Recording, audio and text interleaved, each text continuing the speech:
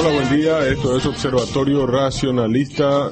Saludo cordial para toda la audiencia. ¿Qué tal, Ricardo? ¿Cómo estás? Hola, ¿qué tal, Jorge? ¿Cómo estás? Buen día a toda la audiencia. Bueno, hoy, programa especial, vamos a desarrollar el primer capítulo del libro de Richard Dawkins, La ilusión de Dios, o The God Delusion, un espectacular bestseller que vino de la mano del biólogo inglés Richard Dawkins, convertido ya en uno de los 4 jinetes del apocalipsis, como se le conoce mundialmente. Está entre los más prominentes ateos del mundo. Dawkins, Sam Harris, Daniel Dennett y Christopher Hitchens. Sí. Me quedo con el último. El libro es del 2007. En esta obra, Dawkins, en su primer capítulo, intenta hacer un paralelismo entre qué fue lo que le despertó a él, qué fue lo que le incitó seguir el camino de la ciencia, y cuenta una anécdota de un capellán del colegio donde él estaba, supongo algún sacerdote anglicano, que también, igual que él, fue motivado por la contemplación de la naturaleza, y eso despertó en él un llamado distinto al de la ciencia. Se hizo religioso. Dawkins empieza así el capítulo. Dice: el merecido respeto. El muchacho está tumbado boca abajo en la hierba con la barbilla en las manos.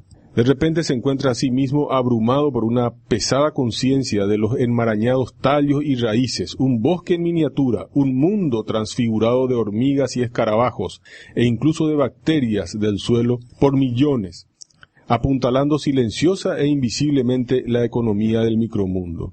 De repente, el microbosque del césped pareció crecer y hacerse uno con el universo, y con la absorta mente del chico que lo contemplaba. Él interpretó la experiencia en términos religiosos, lo que finalmente le condujo al sacerdocio.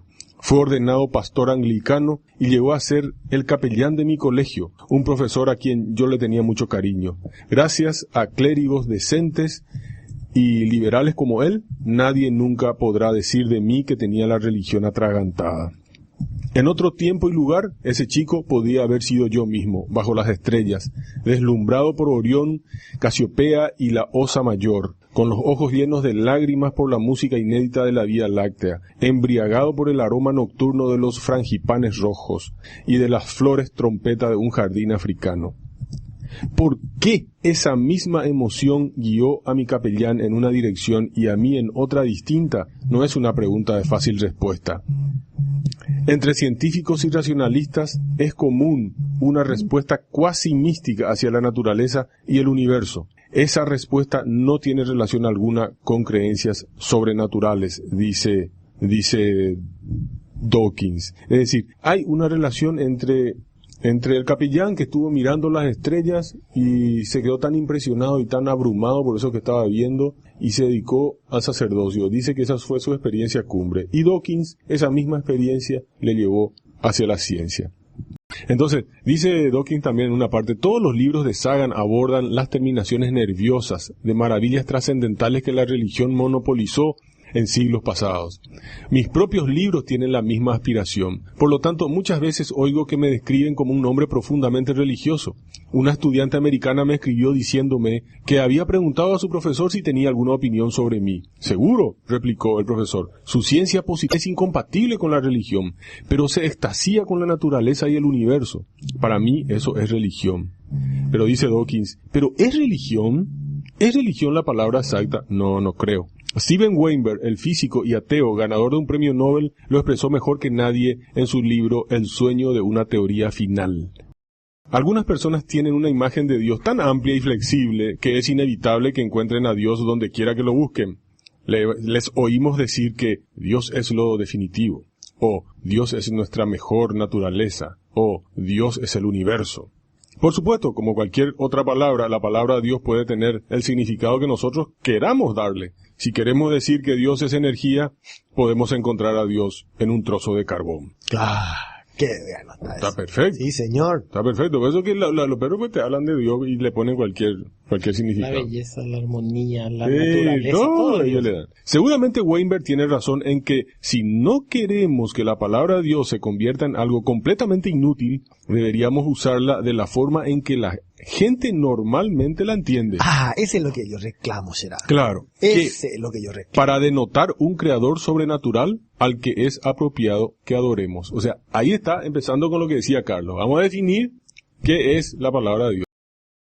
Se ha generado mucha y desafortunada confusión al no poder distinguir entre lo que podría denominarse la religión einsteiniana y la religión sobrenatural. Aquí viene algo muy importante. Algunas veces Einstein invocaba el nombre de Dios, y no es el único ateo que lo hace, provocando malentendidos en sobrenaturalistas ansiosos de malentender y reclamar como propio a un pensador tan ilustre como don Alberto Einstein. Claro. El dramático final de Una breve historia del tiempo de Stephen Hawking dice: para entonces deberíamos conocer la mente de Dios. Esa frase se ha malinterpretado de forma notable. Ha hecho que la gente piense erróneamente, por supuesto, que Hawking es un hombre religioso. La bióloga molecular Ursula Goodenough, en Las sagradas profundidades de la naturaleza, un libro bestseller de Ursula Goodenough, dice Dawkins, parece más religiosa que Hawking o Einstein. Ella adora las iglesias, mezquitas y templos, y hay numerosos pasajes en su libro que piden a gritos ser sacados de contexto y utilizados como argumentos de una religión sobrenatural. Incluso va más allá, al denominarse a sí misma una naturalista religiosa. Pero una segunda lectura más detallada de su libro demuestra que realmente es una atea tan incondicional como yo.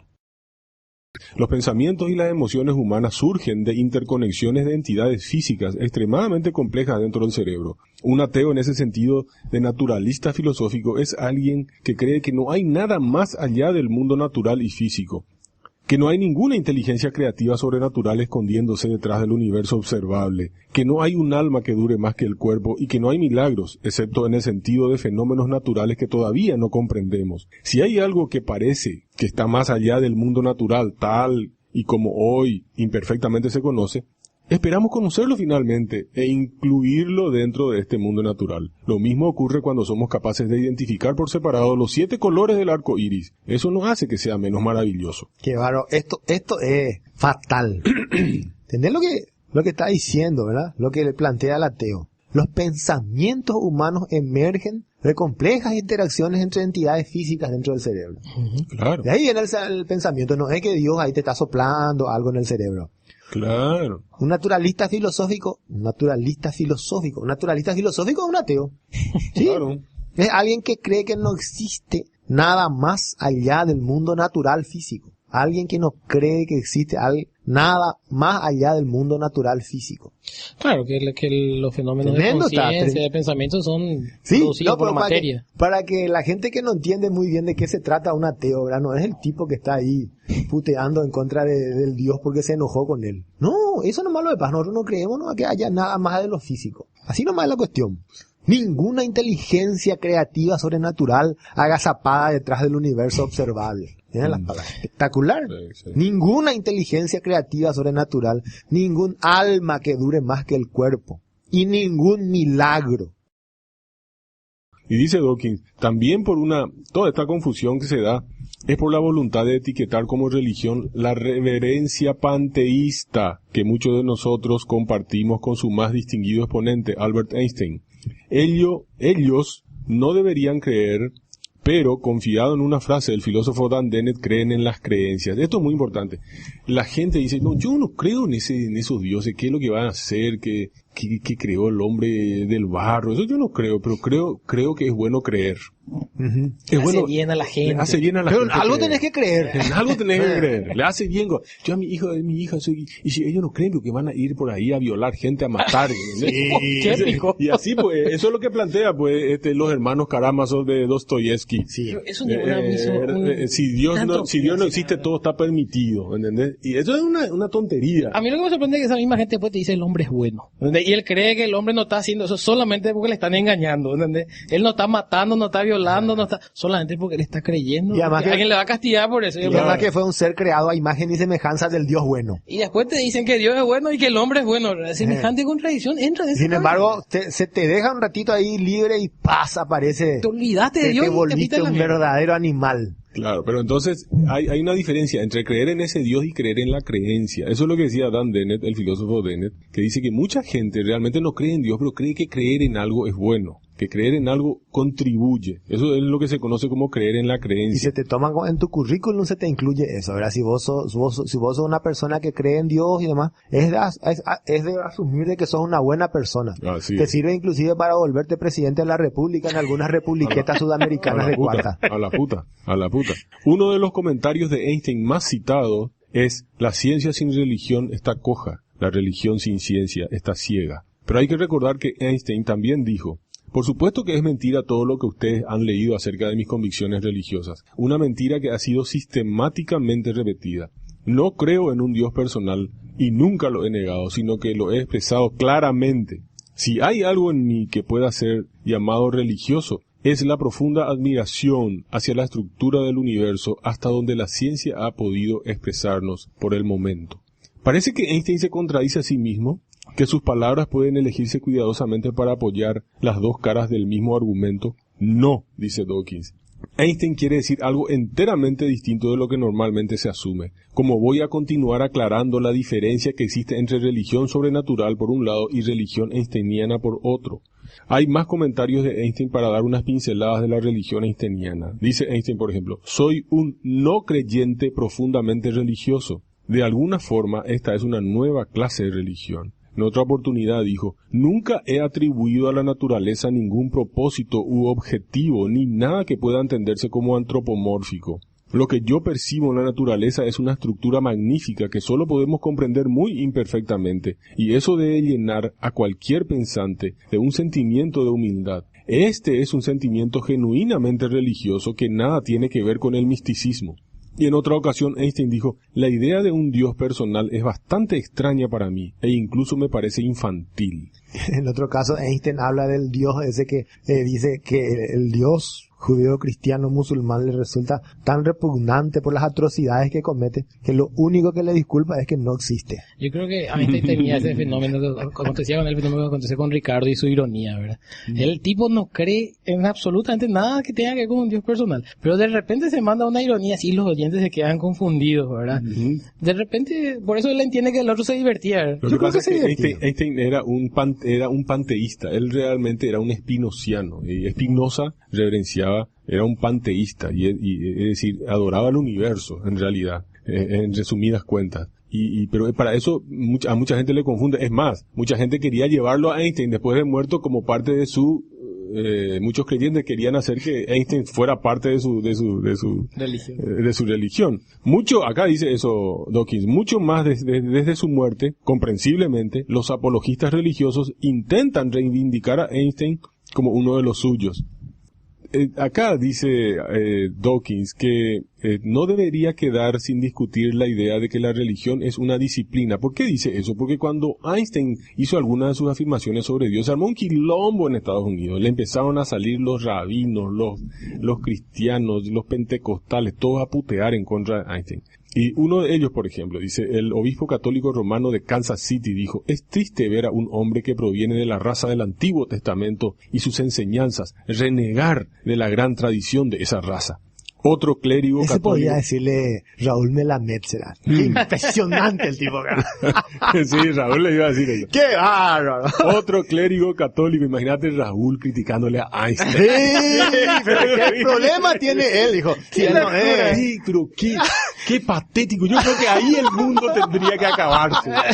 Ese día el mundo tendría que acabarse, ya, porque ya no vale la pena vivir, boludo. Si eso pudiera pasar, boludo. Toda la forma como él tiene de plantearse las cosas, impresionante, me divierto un montón escuchándole. Una cosa muy rescatable de lo que pasa con la crítica a que Einstein opine en contra de la religión es el hecho de que cuando la gente manipulaba su discurso a favor, nadie se queja porque él habla de lo que no entiende. Se supone porque él no entiende de religión. Esa es la la crítica. Este científico nos quiere enseñar de religión, no sabe nada, él sabe solamente de física, ¿verdad? Entonces después... Me parece válido. Mientras que el tipo dice las cosas correctas, nadie se queja porque él habla de lo que no entiende. Cuando lo que dice es lo que los otros quieren escuchar, ¿verdad? Cuando él está diciendo yo y la naturaleza y bla, bla, todo el mundo se abraza con él, ¿verdad? Sí. Ahora cuando dice algo que no te gusta, está hablando de lo que no entiende y hace rato estaba hablando de ese tema. Y eso mismo dice acá, cuando Einstein hablaba de esta forma del Dios panteísta, diciendo que no hay Dios, otro clérigo católico exclamó, no hay más Dios que un Dios personal. Einstein no sabe de lo que está hablando, está absolutamente equivocado.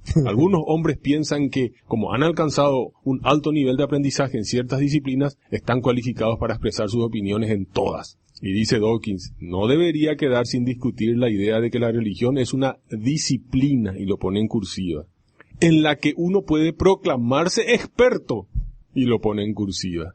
Lógico. Vos para poder egresar allá en tu maestría vas a tener que demostrar, maestro, que sabes lo que está diciendo. Pero en religión, ¿qué? ¿Qué tenés que demostrar? Nada, vos te declarás experto. No es algo tan así. Experto en misterio, vos te declarás. Pero no es algo tan así, Jorge. Y estudiaste una serie de puñeterías andar a decir algo que está en contra de los dogmas de la Iglesia Católica por ahí. Bueno. Malísimo teólogo vas a ser. Mira, pero Lorin siempre habla, uno de los mejores teólogos que conozco. ¿Verdad? Tenés que estar, todo lo que vos digas, la gimnasia mental que hagas, todos los saltos mortales de lógica que te obligan a hacer. Sí, pues tiene que estar encuadrado dentro de los dogmas. Claro. No podés salirte de eso. Saltos mortales con piscina vacía, boludo.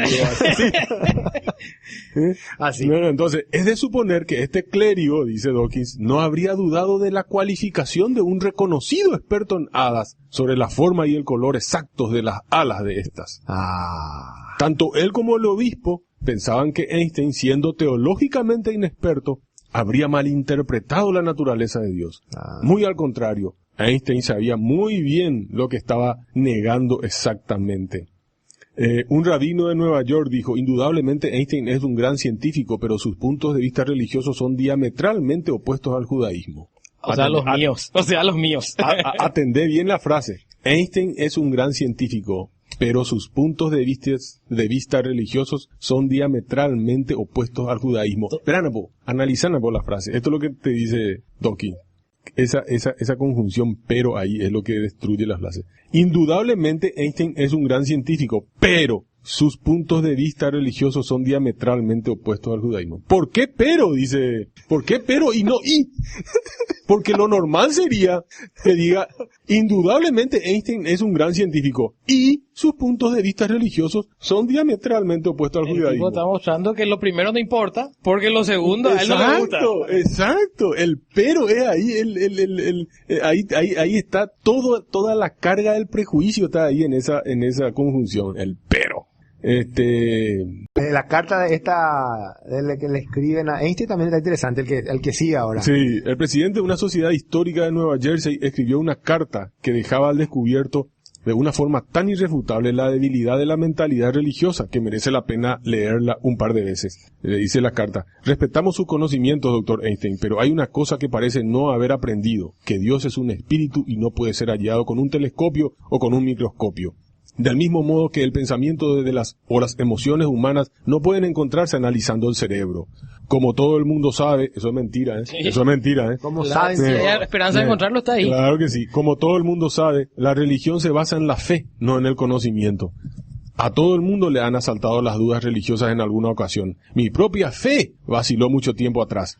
Pero nunca conté a nadie mis imperfecciones espirituales por dos razones. Porque temo que yo pueda, por mera sugestión, perturbar y dañar la vida y las esperanzas de alguien. Y segundo, porque estoy de acuerdo con el escritor que dijo, hay una vena mezquina en cualquiera que destruya la fe de otros. ¿Aprendieron para ustedes? Empero, doctor Einstein, espero, doctor Einstein, que le hayan citado incorrectamente y que pueda usted decir todavía algo agradable para el gran número de americanos que se deleitan en honrarle.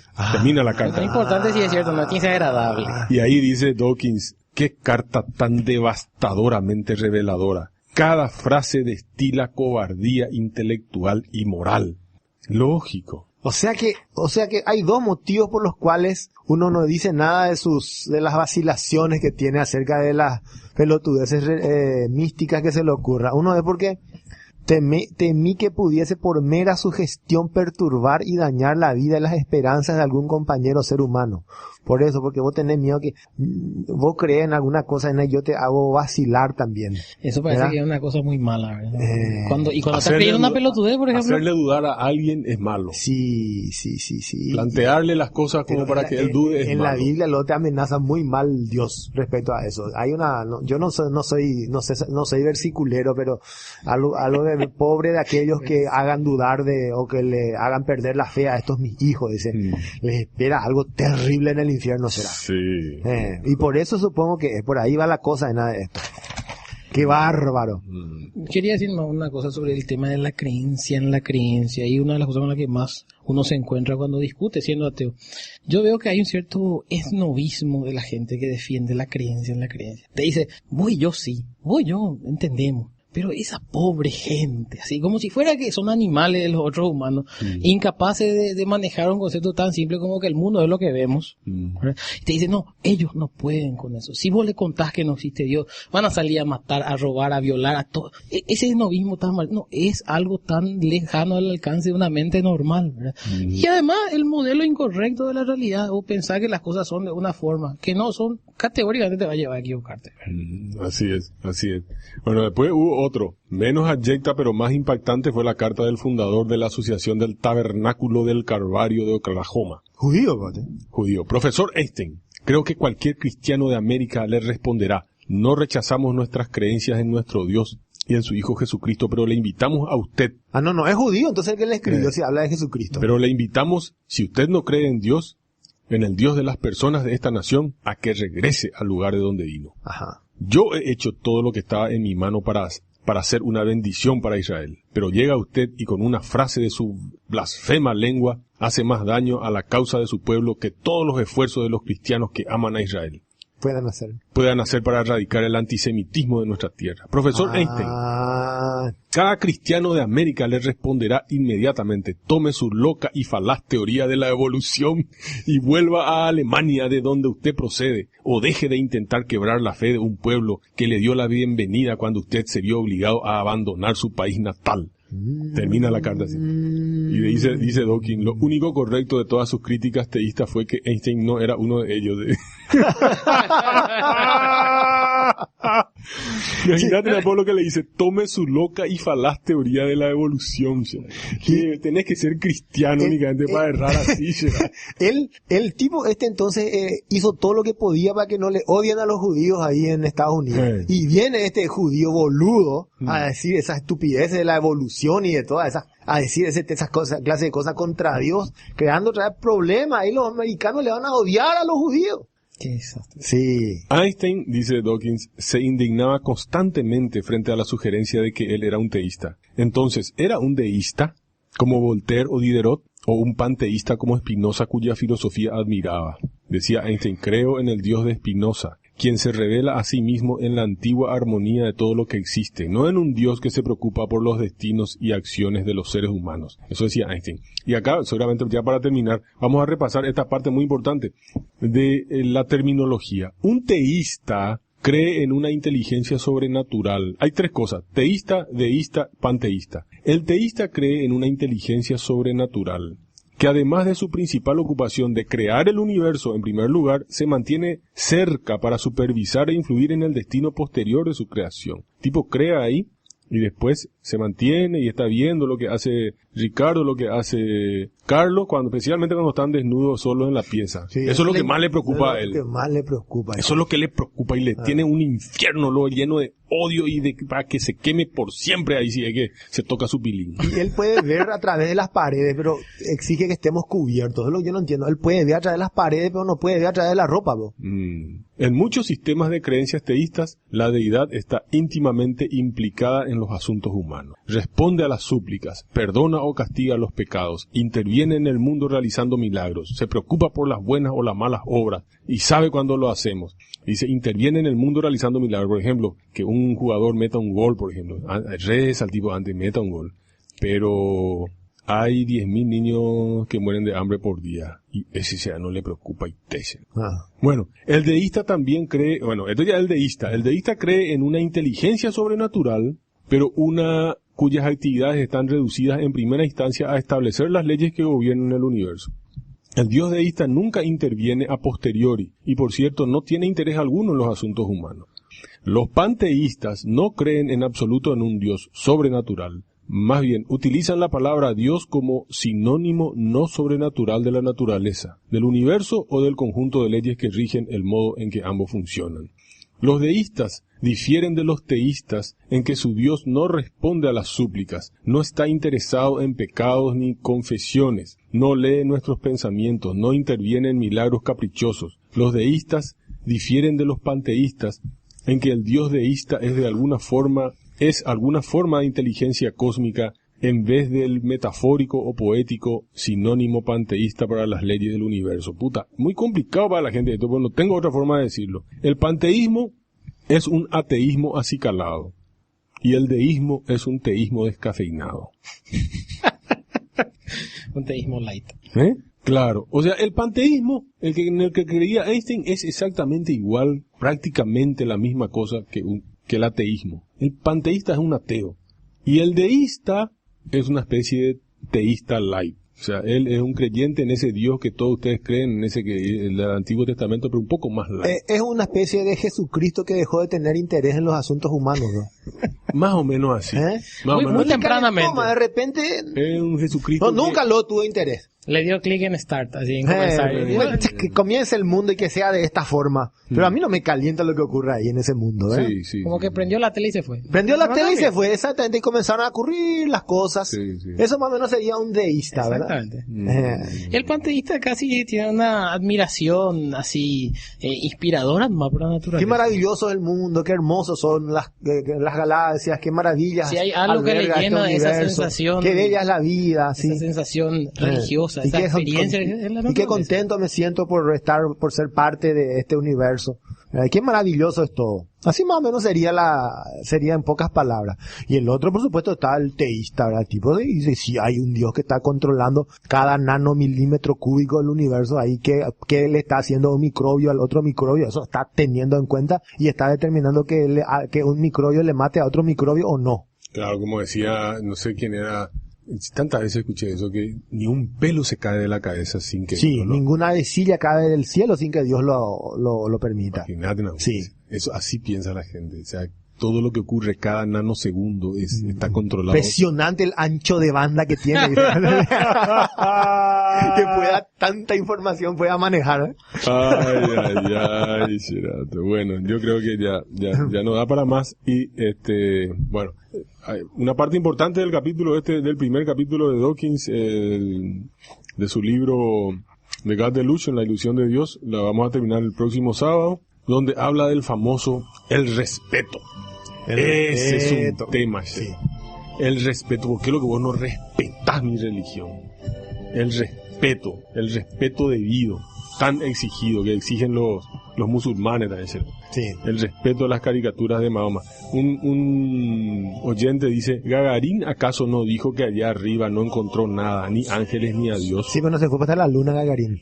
En la luna parece que está Dios. Pero Gagarín... Fue observado, parece ahí. Gagarín, sí, claro, cuando hizo su primer vuelo suborbital. Sí. Bueno, fue un vuelo orbital. Cuando hizo su primer vuelo suborbital, dijo eso. Acá, no he visto ningún Dios acá. Y Gagarín era un tipo con preparación científica. Eso también hay que tenerlo en cuenta. Sí. Generalmente los científicos tienen estos problemas, che. Satanás obnubila su mente. Bueno, chicos, hasta el próximo sábado.